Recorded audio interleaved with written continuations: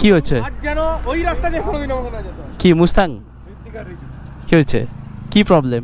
কি প্রবলেম? আরে জেনে বোঝাই তো কথা। এই বান্দিপুর একটা নেপালের যে কটা আমাদের গ্রাম আছে, মানে আমাদের নেপালের মধ্যে যে কটা যে পুরনো ভিলেজ, মানে হেরিটেজ ভিলেজ, যেহেতু আমাদের এটা একটা বান্দিপুর। নিজেকে ফরেনার ভাবতে বেশ আলাদা একটা মজা লাগছে যে আমি আমরা এখন ফরেনার, ইন্ডিয়া থেকে এসেছি, মানে এখানে ফরেনার। তো আমি মোটামুটি তো মানে ইউটিউবের চোখে দেখেছিলাম, তো আজকে নিজের চোখে দেখে সার্থক হয়ে গেল, সত্যিকারের বলছি।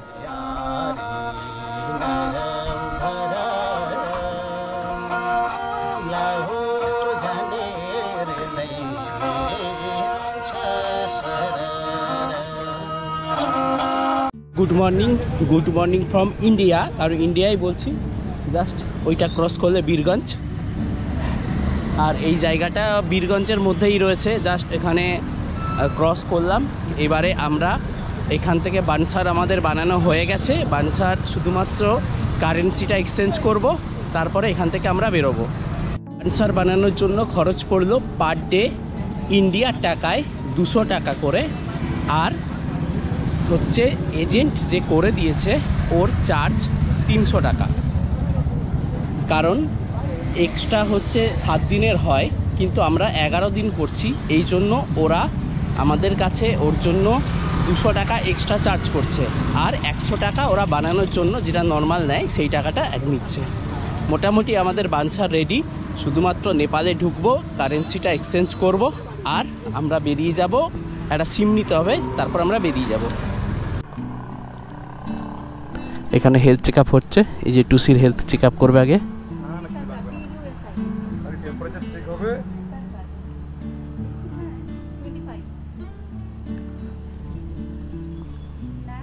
অভিনন্দন মাঝি।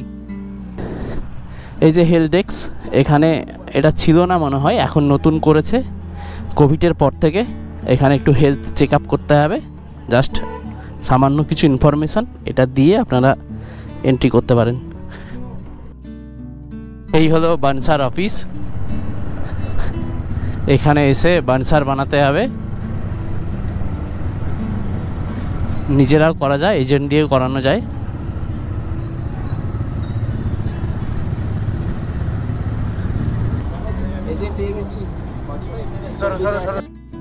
ফাইনালি আমরা বীরগঞ্জ বর্ডার ছাড়িয়ে সব কিছু সিম, মানি এক্সচেঞ্জ সব কিছু করে এবারে রওনা হচ্ছি পোখরার দিকে।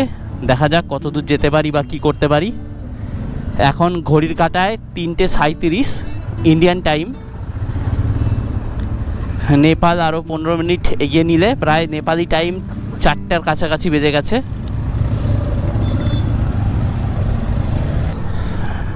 হ্যাঁ, একটা ইনফরমেশান দিয়ে নিই। ইনফরমেশানটা হলো, যাদের আরসি পুরনো আছে, যেমন আমার পুরনো বাইক, সে পেপার আরসি, তাদের সমস্যা রয়েছে। তারা স্মার্ট কার্ড, নেপালে স্মার্ট কার্ডটা চলে, মানে আরসি, স্মার্ট আরসি যেটা, ওটাই চলে, এটা চলে না। এর জন্য ওদেরকে ধরে ওরা নাকি মানে ঘুষ ফুস দিয়ে বলছিল যে এখানে পারমিশন দেবে না যাওয়ার জন্য, দিয়ে অনেক ঝামেলা করতে হলো। এর জন্য আমাকে আর এক্সট্রা 500 টাকা এজেন্টদের দিতে হলো এই আরসিটার জন্য। তাহলে আপনারা যারা আসবেন তারা অবশ্যই স্মার্ট কার্ডটা ক্যারি করবেন। রাস্তা নেপালের এখনও পর্যন্ত যা রাস্তা পাচ্ছি পুরো একদম ফাটাফাটি। 246 কিলোমিটার পোখরা, এখান থেকে পোখরা 246 কিলোমিটার। দেখা যাক কতটা টাইম লাগে। রাস্তা 6 লেনের রাস্তা। পারসা ন্যাশনাল পার্কের মাঝ দিয়ে এই যে রাস্তাটা রয়েছে, এখানে হাতি, বাঘ, হরিণ প্রভৃতি বেরোয়। তাই সবাইকে বলবো, যা এই রাস্তাটা এলে মোটামুটি দিনের আলোতে পার হয়ে যাওয়া বেটার, কারণ এখানে বোর্ড তো দেওয়াই আছে, এবং লোকাল বলছিল ওরা এটা পার হয়ে যেতে, মাঝে মাঝে বাঘও পাওয়া যায়, এইটা দিয়ে বেরিয়ে যায়। এটা একটা ন্যাশনাল পার্ক, পারসা ন্যাশনাল পার্ক। দুজন ভাই এখানে এসে দাঁড়িয়েছে। লিখে দাও না হাতে, ওর হাতে লিখে দাও। तुम भी Hi, आ guys. रहे हो? हाय गाइस, मेरा नाम निशान सुनार है। नमस्कार, मैं भी वीडियो बनाता हूँ, लाइक सब्सक्राइब कर देना मेरा चैनल पे भी। निशान सुनार, नाम बोल बता दे। निशान सुनार, NISHAN, निशान SUNAR। क्या पेन चाहिए था ना तुम्हें? देखो इसके ये भैया का चैनल में सब्सक्राइब कर देना, लाइक सब्सक्राइब कमेंट सब।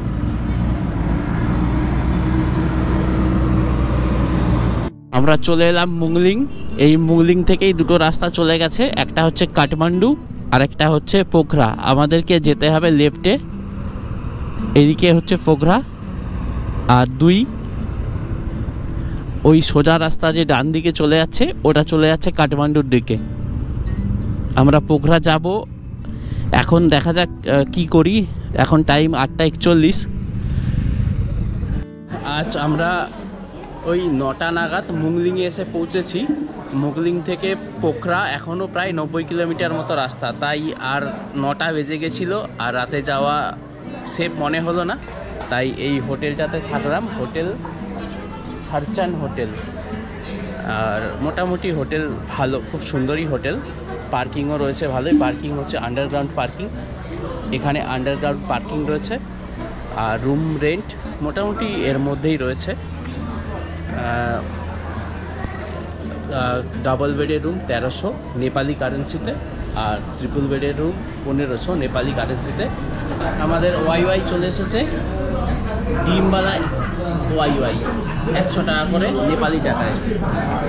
কেমন হয়েছে বলো?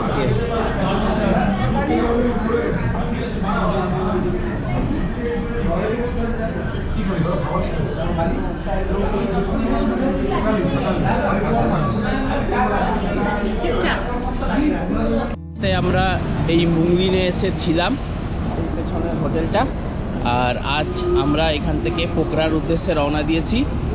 মোটামুটি বাইক সবার লোডিং হয়ে গেছে, ব্রেকফাস্ট হয়ে গেছে। এবারে পোখরাতে যে পারমিট বানাবো, পারমিট জানার পর একদম বেরিয়ে যাব মুক্তিনাথের উদ্দেশ্যে। এবারে আমাদের গন্তব্য পোখরা। এখন 8:24। দেখা যাক আমরা কটায় পৌঁছাতে পারি পোখরাতে। বাহ, এখানে ভিউটা দারুণ।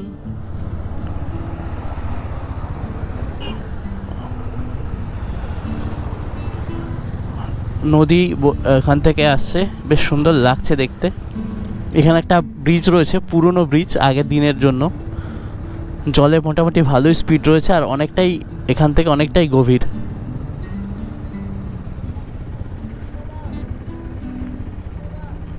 বেশ সুন্দর জায়গা মুংলিং।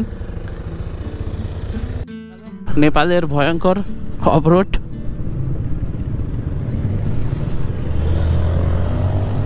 এইরকম একটা বাইক থাকলে ওরে ফাটিয়ে নিয়ে চলে যেতাম, দাঁড়াতামও না।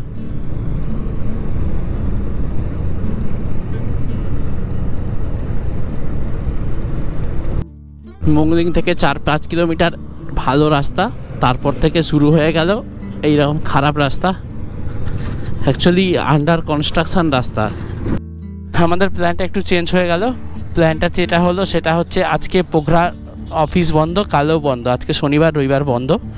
তাই আমাদের প্ল্যান, যেহেতু আমরা পোখরা যেয়ে পারমিট নিতে পারবো না আর সেই হিসেবে যেতেও পারবো না, তাই আমরা প্ল্যান করছি আজকে বন্দিপুর ঘুরে সন্ধ্যাবেলা পোখরা ঢুকবো। কালকে পোখরা সারাদিন এক্সপ্লোর করব, তারপরের দিন আমরা এখান থেকে বেরোবো মুস্তাংয়ের দিকে।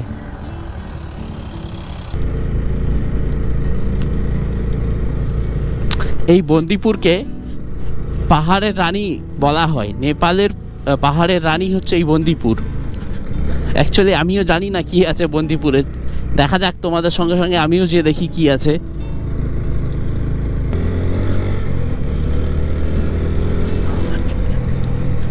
রাস্তাটা ভালো কিন্তু প্রচণ্ড চড়াই রাস্তা।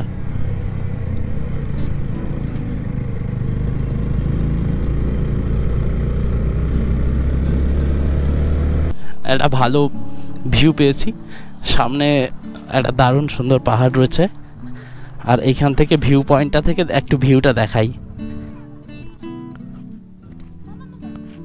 ওয়াও, যা লাগছে এখানে ভিউটা, অসাধারণ।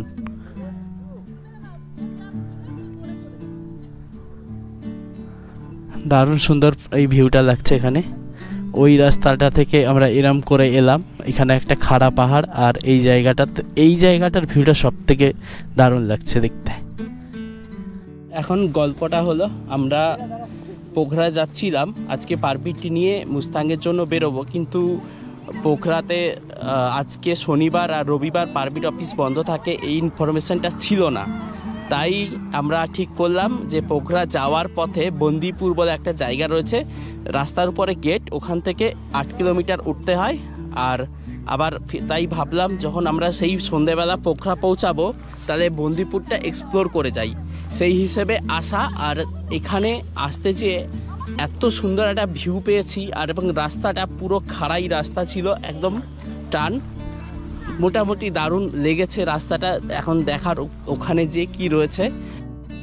এসেছি বন্দিপুর, ইউরোপিয়ানরা এখানে এসে থাকতো, তাই ইউরোপিয়ান কালচারটা এখানে দেখা যায়। আমরা আজকে পায়ে হেঁটে এই জায়গাটা এক্সপ্লোর করব, কেমন লাগে দেখি। জায়গাটা বেশ সুন্দরই লাগছে।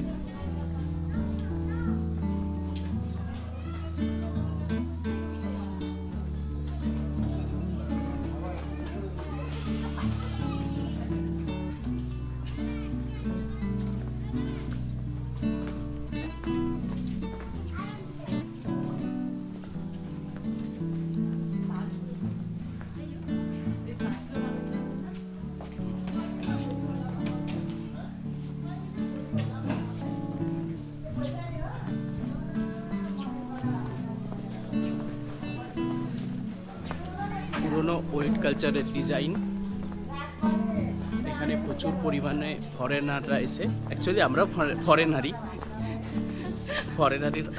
এসে থাকে, আমরা সব ফরেনার। ফরেনার ফিল আসছে না নাকি?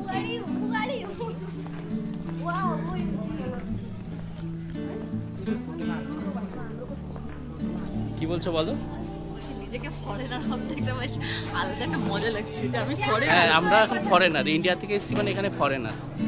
বেশ সুন্দর এই জায়গাটা, দারুণ। সব রেস্তোরাঁগুলো আছে বিদেশি স্টাইলের।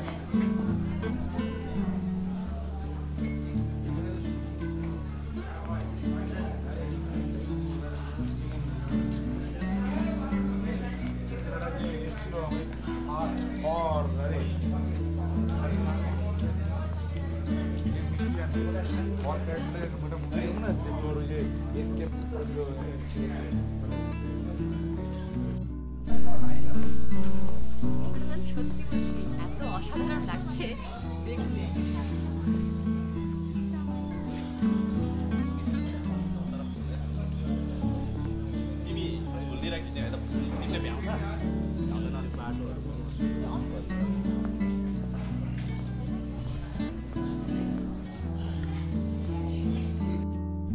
আমরা এখন চলে এসেছি বন্দিপুর। এখানে ফার্স্টে এসে তো বুঝতে পারিনি এতটা সুন্দর, এই জায়গাটা বিশেষ করে বেশ সবথেকে সুন্দর লাগছে। এই জায়গাটা এখানে মানে দেখে মনে হচ্ছে ফিলই হচ্ছে যে আমি কোথাও নেপালে আসিনি, অন্য কোথাও চলে এসেছি। এটা ইউরোপিয়ান স্টাইলে পুরনো যে গ্রামগুলো হয় সেই আদলে তৈরি, কিন্তু সত্যি মানে এখানে এসে স্পিচলেস। কি দারুণ লাগছে। তোমার কেমন লাগছে? হ্যাঁ, দারুণ। মানে একদম মনে হচ্ছে নেপালের ছাড়িয়ে কোনো ইউরোপিয়ান একটা কান্ট্রিতে চলে এসেছি।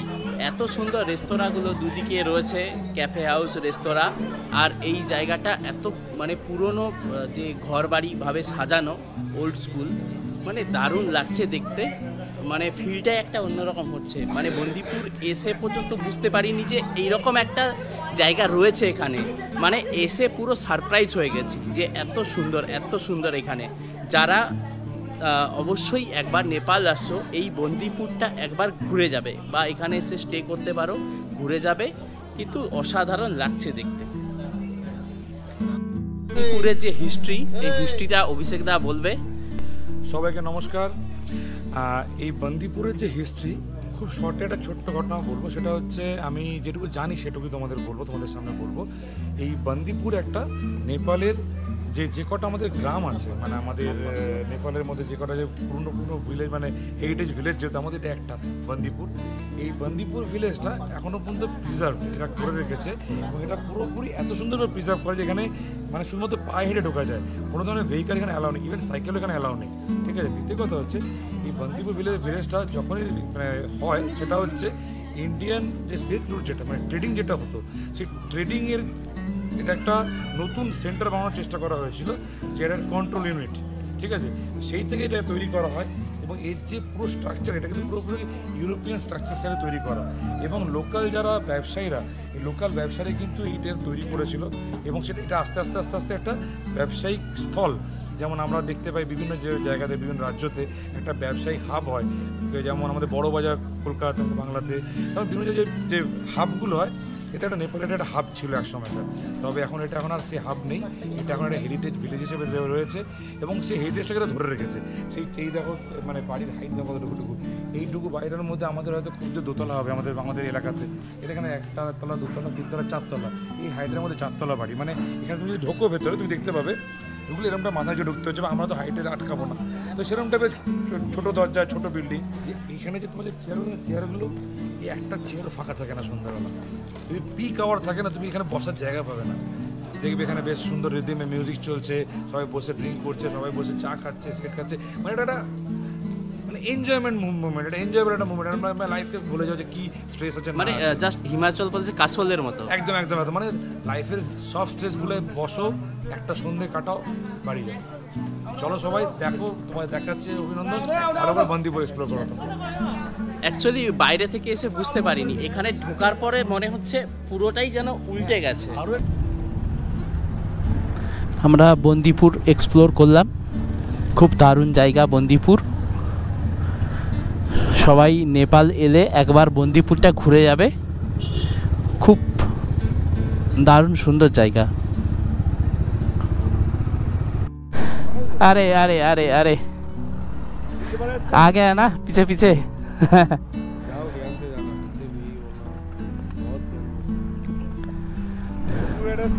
কি হচ্ছে ওই রাস্তা দিয়ে কোনোদিন আমাকে না যেতে কি মুস্তাং কি হচ্ছে কি problem problem enjoy let's go আরে জেনে বোঝাই তো কথা পরশু দিনের পরে কথা হবে না তবে সবাই নাকি একবার আমাকে পড়ে যাও ওই জন্য বলছি এইটা যাওয়ার পর যদি এইটা সাকসেসফুলি কমপ্লিট করে আসতে পারো তাহলে বলবো কিলার খিস্তর উৎসব আছে মনে হবে পৃথিবীর সব রাস্তা জয়।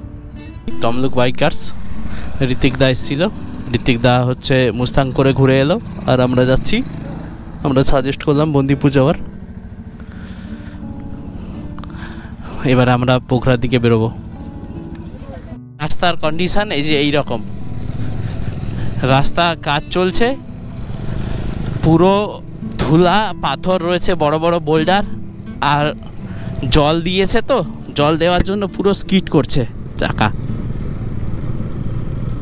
ব্রিজের উপর দাঁড়িয়ে রয়েছি, নিচ দিয়ে মাদি রিভার গেছে আর এই দিকটা বড় বড় এমনি মাউন্টেন দেখা যাচ্ছে, আর এই দিকটা আমার এই দিকটাতে স্নো পিক মাউন্টেন দেখা যাচ্ছে। সকাল থেকে একটু একটু করে দেখা যাচ্ছিল, এখনও মেঘ রয়েছে, তাও অনেকটাই দেখা যাচ্ছে, পুরো এখান থেকে অনেকটা রেঞ্জ জুড়ে দেখা যাচ্ছে। এখান থেকে পোখরা আর 2 কিলোমিটার, আর আমরা লেক সাইডের দিকে যাব, আর 3 কিলোমিটার মতো দেখাচ্ছে।